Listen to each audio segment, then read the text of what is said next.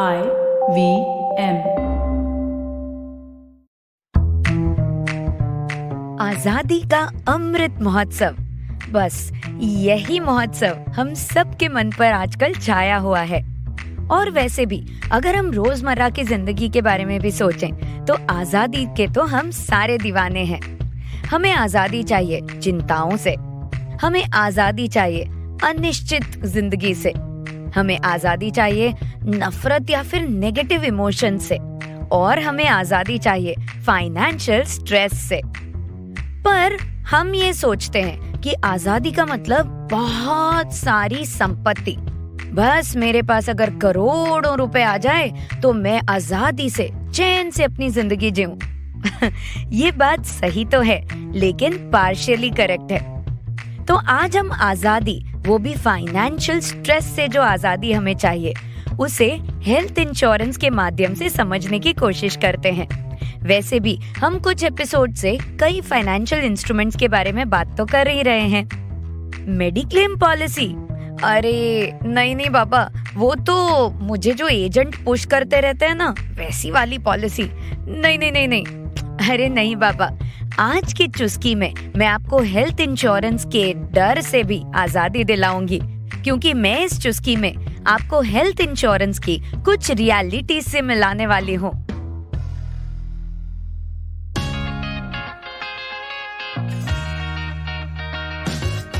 स्वागत है आपका एक चुस्की फाइनेंस पॉडकास्ट में। मैं हूँ प्रियंका आचार्य। अपने 14 वर्षों का अनुभव लिए मैं आ रही हूँ हिंदी और अन्य 7 भाषाओं में। इस पॉडकास्ट में आप जानेंगे कि कैसे अपने घरेलू फाइनेंस की जानकारी रखें और उसे कैसे बेहतर बनाते जाएं। तो आइए कुछ अच्छा सीखते हैं आज की चुस्की के साथ। 2 साल पहले मुझे मेरी दोस्त भावना का कॉल आया था। ये उस वक्त की बात है जब हम सब एक पैंडेमिक से लड़ रहे थे, हाँ, कोविड-19। उसने मुझे बताया कि उसकी मम्मी को कोविड की वजह से हॉस्पिटलाइज करना पड़ेगा। ऐसे न्यूज़ जब भी हम सबके पास आते हैं, हम सब बहुत सिंपैथाइज करते हैं ना। लेकिन मेरे अंदर वो फाइनेंस वाली प्रियंका जो ठहरी, इमिडिएटली मुझे एक क्वेश्चन आया। अरे हाँ भावना, अगर मैं तुम्हारी कुछ मदद कर सकूं तो जरूर बताना, पर आई होप आंटी के लिए प्रॉपर मेडिक्लेम पॉलिसी तो है ना। इमिडिएटली भावना ने कहा, हाँ, हम हर साल 65,000 रुपए का प्रीमियम भरते हैं, हम सबके लिए, हमारे पास मेडिक्लेम तो है। फिर मैंने पूछा, अच्छा लेकिन कोविड पॉलिसी भी तो होगी ना? और मुझे एक्सपेक्टेशन थी ही। उसने तुरंत कहा, अरे हाँ, वो एजेंट अंकल हमारे यहाँ रिन्यूअल पर आए थे ना, तो उन्होंने कहा कि कोविड भी इस पॉलिसी में कवर्ड ही है। मैं समझ गई कि भावना ठीक से मेरा सवाल समझी नहीं है, लेकिन मैं जानती थी वो एक ट्रॉमा सिचुएशन में है, और अब जब उसे पता ही नहीं कि ये कोविड पॉलिसी की मैं क्या बात कर रही हूँ, अब वैसे भी हॉस्पिटलाइजेशन की बारी आ ही गई है, तो उसे फिलहाल डिस्टर्ब करके कोई खास मतलब नहीं है। शाम को फिर भावना का फोन आया। अब भावना बहुत भावुक हो रही थी। उसने कहा, पता है क्या हुआ, हम यहाँ पर हॉस्पिटल मम्मी को तो ले आए। हड़बड़ी में जिस हॉस्पिटल में फैमिली डॉक्टर ने कहा, हम वहीं आ गए। लेकिन यहाँ आकर पता चला कि हॉस्पिटल हमें कैशलेस फैसिलिटी नहीं दे सकती, क्योंकि इस हॉस्पिटल का उस कंपनी के साथ टाई अप नहीं है जहाँ पर हमारी पॉलिसी है। भावना ने नेचुरली वही कहा जो हर कोई बेटी कहती इस सिचुएशन में। भावना ने कहा, यार ये सब मेडिक्लेम होने का कोई फायदा नहीं है, ये सब बकवास है, वैसे भी कुछ मिलता नहीं है। अब ये एजेंट अंकल हमें इतने सालों से कैशलेस कहते आ रहे हैं, पता है आज पता चला 1 रुपया नहीं मिलने वाला इस कैशलेस फैसिलिटी का। मैंने भावना को पूछा, अच्छा भावना, वो सब बाद में सोचते हैं, लेकिन आंटी की तबीयत कैसी है? उसने कहा, मम्मी अंडर ऑब्जर्वेशन है, पता नहीं कैसे ये सब ट्रीटमेंट को रिस्पॉन्ड करेगी। ऑलरेडी डायबिटीज, ये वो कितनी सारी प्रॉब्लम्स हैं, और ऊपर से ये कैशलेस वाली प्रॉब्लम हम पे आ धमकी है, और ऊपर से कितने दिन उसे हॉस्पिटल में रहना पड़े, ये भी समझ में नहीं आ रहा यार। अब कुछ दिनों बाद भावना बिजी थी। भावना की मम्मी वहां ट्रीटमेंट को रिस्पॉन्ड कर रही थी, और यहाँ बाहर वेटिंग रूम में भावना कौन सी एफडीज को लिक्विडेट करूं हॉस्पिटल बिल्स भरने के लिए, ये सब फिगर आउट कर रही थी। तो मैं लिसनर्स की बेनिफिट के लिए एक चीज और बता दूं कि मेडिक्लेम कंपनीज आजकल हॉस्पिटल्स के साथ डायरेक्ट डील करती हैं और इसीलिए पेशेंट के लिए ये ट्रीटमेंट कैशलेस हो जाती है। पेशेंट को बिल नहीं भरना होता, बस डिस्चार्ज के बाद इंश्योरेंस कंपनी और हॉस्पिटल इनके बीच में ही सेटलमेंट डायरेक्टली हो जाती है। हाँ, बस आउट ऑफ पॉकेट एक्सपेंसेस अगर हों तो वो पेशेंट को भरने होते हैं। जैसे अगर एक एग्जाम्पल लें तो 3 लाख का अगर हॉस्पिटल का टोटल बिल हुआ और हेल्थ इंश्योरेंस कंपनी ने 2,90,000 का अप्रूवल दिया है, तो पेशेंट को वो जो 10,000 एक्स्ट्रा भरने हैं ना, उसी के वही बिल हॉस्पिटल को भरना होता है। लेकिन भावना के केस में तो केस रिवर्स था। उसे जाना पड़ा रीइम्बर्समेंट ऑप्शन के साथ, क्योंकि जब कैशलेस ट्रीटमेंट नहीं मिलती तो हमें लेना पड़ता है रीइम्बर्समेंट ऑप्शन। यानी अब भावना को पूरा बिल भरना पड़ेगा और उसके बाद मेडिक्लेम कंपनी में डॉक्यूमेंट सबमिट करके उसे रीइम्बर्समेंट लेनी पड़ेगी। फाइनली 10 दिनों के हॉस्पिटलाइजेशन के बाद आंटी को डिस्चार्ज तो मिल गया। आंटी ठीक ही ठाक थी और भावना खुश थी कि आखिरकार इतने एफर्ट्स के बाद एटलीस्ट मम्मी सेफली घर पर तो आ गई। अब डिस्चार्ज के बाद भावना ने सारे डॉक्यूमेंट्स को अरेंज किए और रीइंबर्समेंट के लिए सबमिशन कर दी। उसे लगा अब मम्मी भी सेफ है और ये जो टूटी फूटी एफडीज हैं इनको तो मैं फिर से जोड़ लूंगी। जब रीइंबर्समेंट के पैसे आ जाएंगे तो मैं फिर से सारे के सारे पैसे एफडीज में डाल दूंगी। बट यार, लाइफ इतनी सिंपल नहीं होती जब हम फाइनेंस की चुस्कियों को इग्नोर करते हैं। अगर आप याद करें तो कोविड पेशेंट्स बहुत क्रिप करते थे ना कि पीपी किट्स और ये सारे इक्विपमेंट्स इतने महंगे हैं और ये हमारी पॉलिसीज में कवर्ड नहीं होते। इसी तरह भावना के साथ भी यही हुआ। कंपनी ने 33,000 33,000 रुपीज उसके बिल से इक्विपमेंट एक्सपेंसेस नहीं कवर होते ये कहकर काट दिए।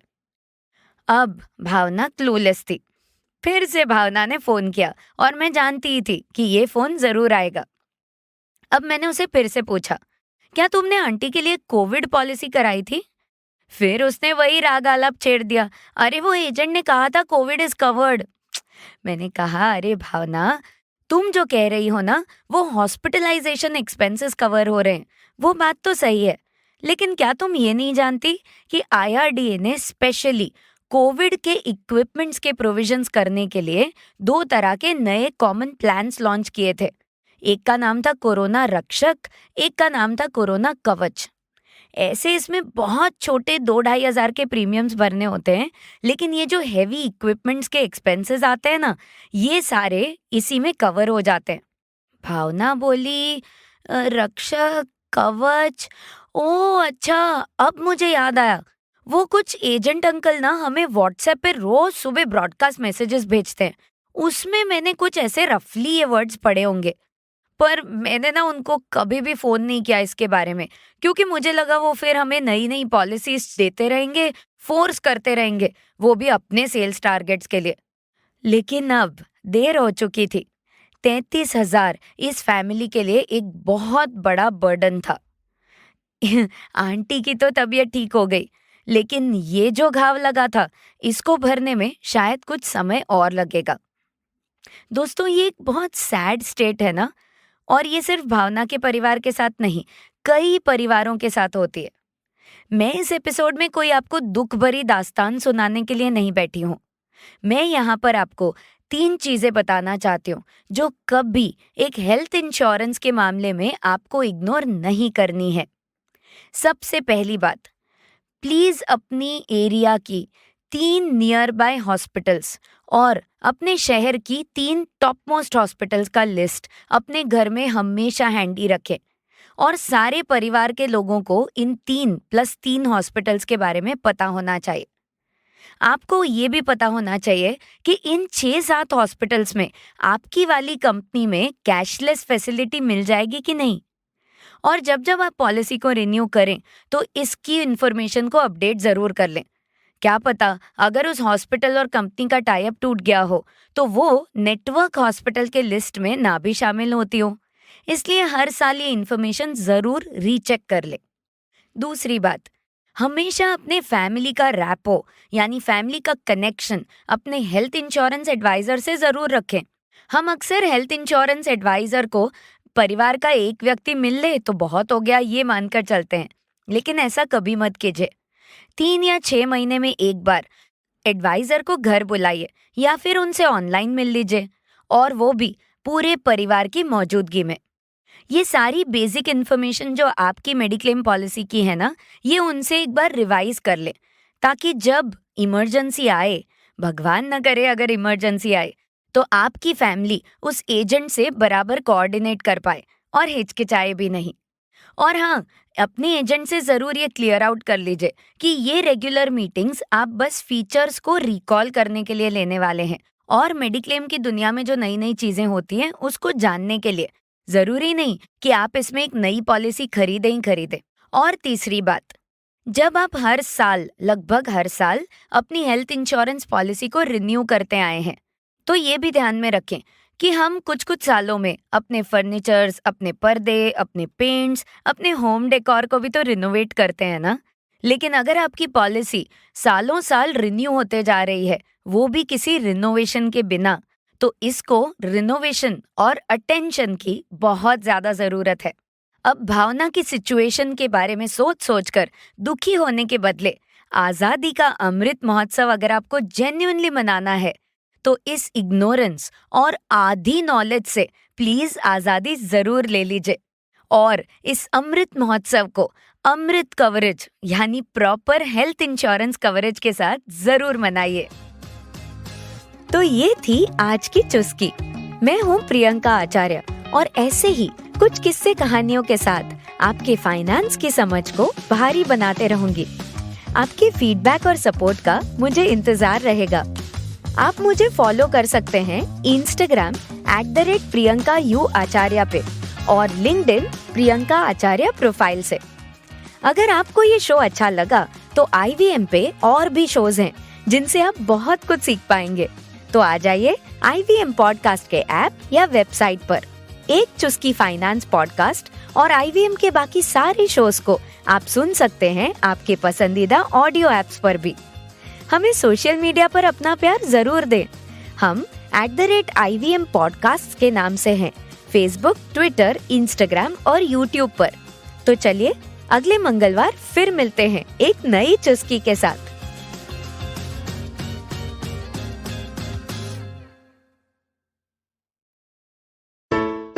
Hello. It's been another great week on the IVM Podcast Network. On the Life Manifesto, Zarina explains how to strike a perfect balance between your professional and personal life. On Probation se Promotion tak, Abhinav Trivedi shares the challenges he faced when he turned from a non-reader to a reader. On the Filter Coffee podcast, Karthik talks to Narayan Subramaniam. He is the CEO of Ultraviolet Automotive, and they discuss the importance of design in making quality automobiles. On Smarter with Sid, Siddharth explains Instagram's new testing algorithm, its effect on creators, and its chances of success.